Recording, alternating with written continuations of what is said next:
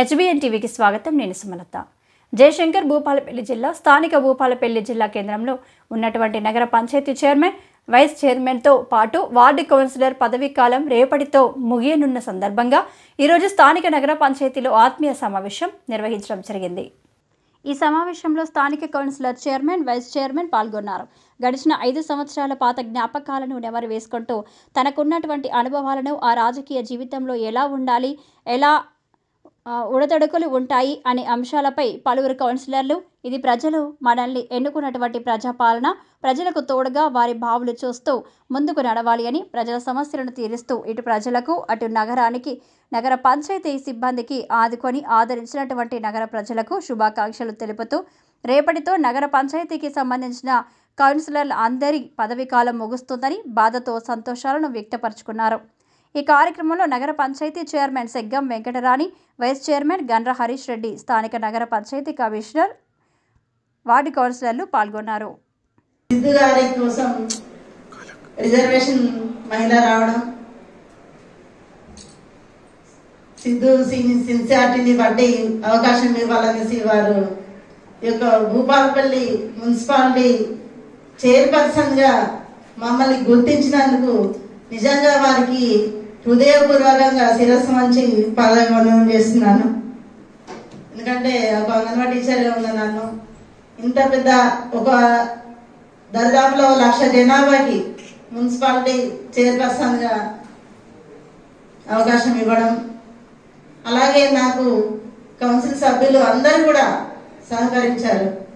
కాబట్టి మీకు అందరికి కూడా పేరు పేరున హృదయపూర్వక నమస్కారాలు, ధన్యవాదాలు తెలియజేస్తున్నాను. అలాగే మన మాజీ వైస్ చైర్మన్ గారికి కూడా హృదయపూర్వకంగా కృతజ్ఞతలు తెలియజేస్తున్నాను. అలాగే ఇప్పుడున్న హరీష్ రెడ్డి గారికి కూడా మనస్ఫూర్తిగా వారికి కృతజ్ఞతలు తెలియజేస్తున్నాను. అలాగే ఈ మున్సిపాలిటీ మన కౌన్సిల్ ఏర్పడ్డ తర్వాత, మన జిల్లా ఏర్పడ్డ తర్వాత మన కౌన్సిల్ నుంచి వెళ్ళి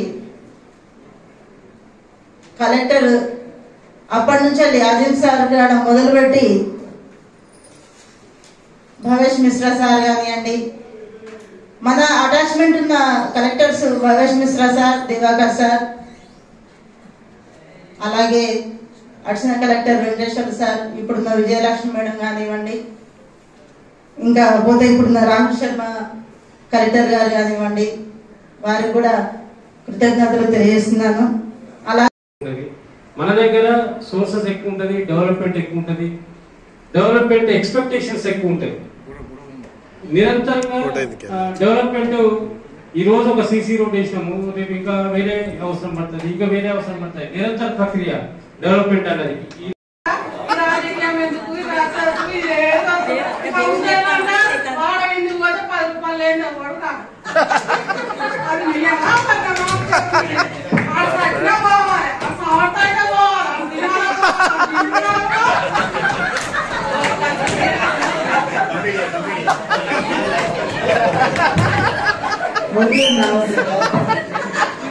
ఇది మాత్రం అందరికి ఉంది, కానీ అందరు చెప్పలేదు.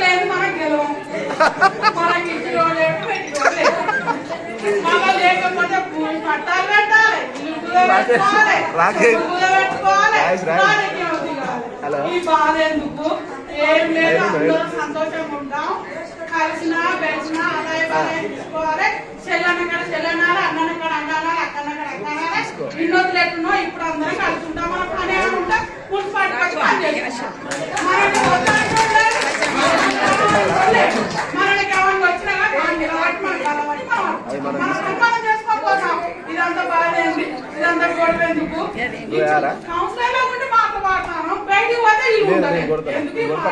మీ అందరి నమస్కారాలు. నేను ఉంటాను. మున్సిపల్ ఆఫీసర్స్ కి ప్రత్యేక ధన్యవాదాలు తెలియజేసుకుంటున్నాను.